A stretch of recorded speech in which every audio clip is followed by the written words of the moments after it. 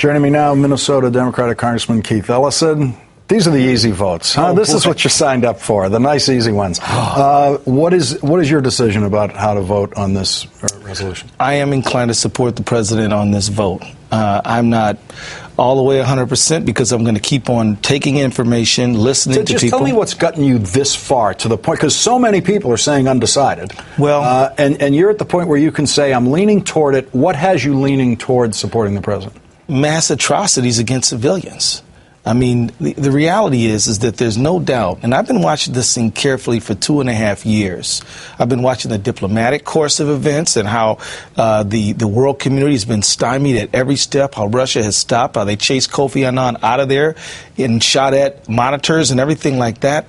And now, not only have we seen a massive refugee flood, 2 million people, 250,000 of them kids, or 500,000, 6 million people internally displaced, over 100,000 killed.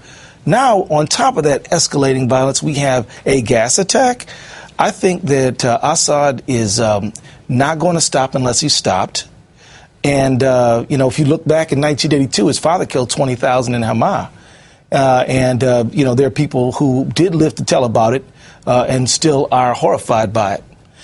I'm animated by things like Rwanda, Kosovo, by memories of actions not taken. Right. And actions taken in Kosovo. Absolutely. And, the world community has to do something. I was a staunch, adamant, anti-war advocate on Iraq, on Afghanistan, and voted repeatedly and getting on many resolutions to get out of Afghanistan. But I believe that the world as a community has to say something when we see gassed children. And then, he's already done little gassings up in April, May. Mm-hmm. And now this is a mass atrocity. So now where we go? Where do we go from here? People say, well, what's going to happen next if we act? My question is, what's going to happen next if we don't? We do have some indications, which is that he's been slaughtering people in an unabated fashion, creating refugees all over the region. Now he's gassed 1,400. I think he's going to gas more, so I think he needs to be stopped. Are you satisfied with the evidence that's been presented in this case? Yes, I am. And have you been in the classified briefings? Yes, I have. But I've been on the classified briefings. By the way, can you tell us, what reason do you know of that they haven't submitted this evidence to us to just put on television? Honestly, is there anything you've seen where you say, well, I can understand why you haven't shown that to the world?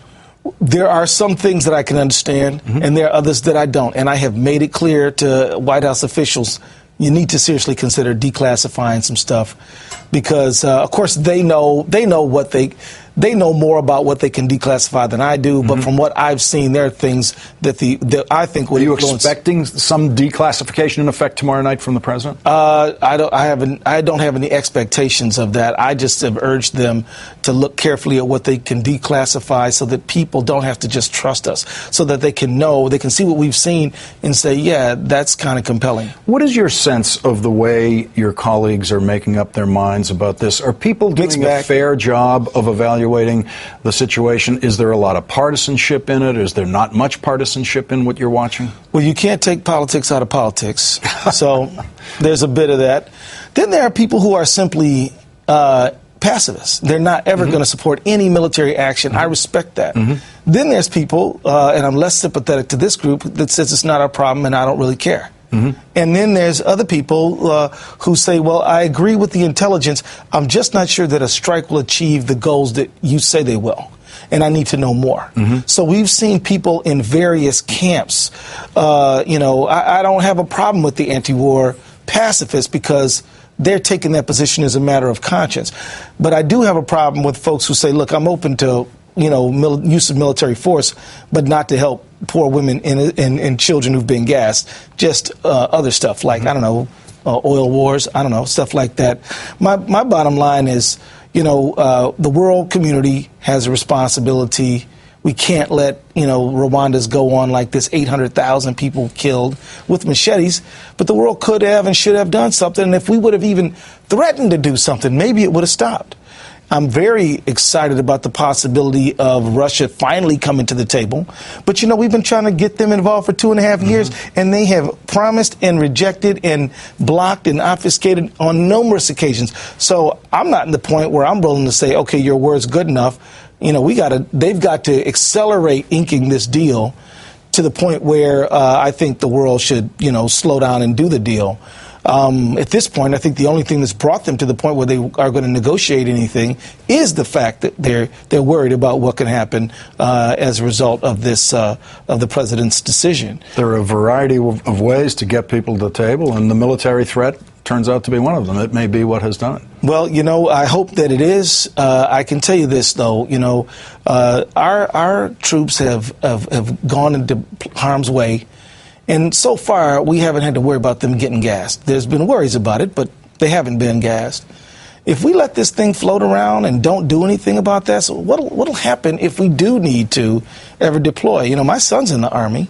I'm worried about him. I'm worried about his colleagues.